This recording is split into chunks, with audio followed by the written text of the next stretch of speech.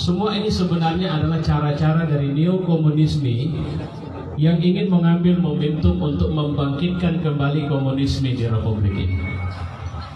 Tapi mereka lupa bahwa uji coba yang mereka lakukan dari berbagai pemberontakan tidak pernah berhasil. Bahwa Pancasila bagi kita benar-benar harga mati. Mereka mencoba otak-atik dengan menyebut adanya Trisila, Ekasila maupun apa saja adalah mereka-mereka yang sangat layak kita curigai sebagai manusia-manusia yang ingin menghancurkan ideologi di negara ini, yaitu Pancasila. Pancasila adalah piagam bagi kita yang sebenarnya kita meyakini ini kekuatan yang menghidupkan kita selama ini. Kita terpapar dengan banyak negeri yang merasa lebih besar dan seenaknya saja masuk ke negeri ini, dan kemudian melakukan tindakan-tindakan yang kita tidak berdaya. Sampai-sampai ada orang-orang yang memimpin negeri ini tapi bermental pengkhianat, mengatakan bahwa rakyat di negeri ini tidak punya keahlian untuk mengerjakan proyek-proyek ini, maka kami panggil mereka kemari. Biadab ini orang, kurang ajar ini orang. Kenapa? Karena dia mengatakan seperti yang pernah dikatakan oleh Soekarno, bahwa sebenarnya walaupun Soekarno tidak mau itu terjadi, jangan pernah menjadi bangsa kuli. Tapi itulah yang terjadi hari ini. Mereka mengkulikan rakyat ini. Mereka mencoba menjadikan kita bangsa kerdil, menyatakan kita tidak punya kemampuan, tidak punya keahlian, tidak punya apa-apa. Kita tidak layak untuk menjadi bangsa besar. Kehebatan-kehebatan yang ada di negeri ini mereka hancurkan secara sistematis. Kekuatan teknologi mereka tidak ingin bangkitkan. Dan mereka ingin mengatakan ada satu ancaman yang sebenarnya itu harus dihabisi dari Republik ini. Itu yang mereka sebut dengan ancaman hijau. Ancaman yang datang dari umat Islam di Republik ini. Mereka sudah hampir berhasil. Mereka menyusup masuk ke barisan ormas Islam. Ada kekuatan ormas pemuda Islam yang kemudian begitu gagah perkasa untuk kemudian membubarkan pengajian, membubarkan majelis taklim, mengusir ulama dengan mengatakan mereka anti NKRI. Waktu itu kita tidak berdaya. Kita tidak tahu. Kita cuma bisa menangis ketika ulama kita disakiti, dihina.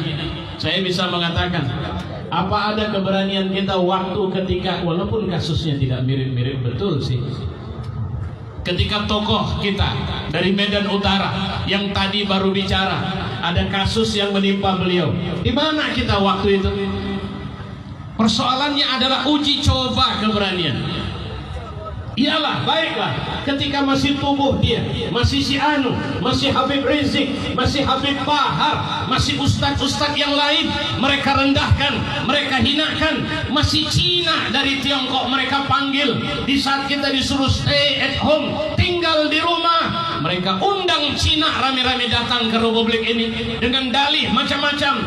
Oh, mereka cuma minta izin datang ke Jakarta. Rupanya memang Cina yang nggak bisa bahasa Indonesia, datang dari Tiongkok sana. Kita nggak bisa marah waktu itu. Takbir! Lantas mereka merasa besar. Mereka mengira mereka sudah jadi gelombang besar. Ada yang bangga bilang, saya bangga jadi anak PKI. PKI menyusup anak-anaknya ini ke berbagai lini. Ada yang masuk partai, ada yang masuk ormas, ada yang jadi pengusaha. Bahkan Ustadz Alfian Tanjung dipenjarakan ketika mengatakan istana jadi markas PKI. Kita juga tidak bisa apa-apa waktu itu. Kenapa? Karena mereka sistematis. Mereka cerai-beraikan kita. Mereka buat kita tidak berdaya.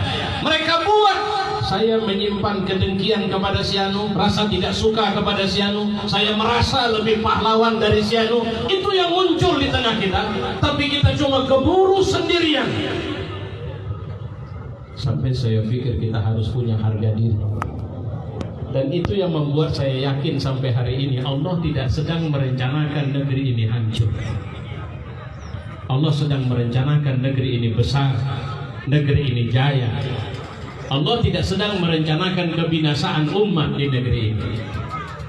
Maka lahirlah momentum RUU HIP ini. Momentum ini harus jadi gelombang besar sama kita.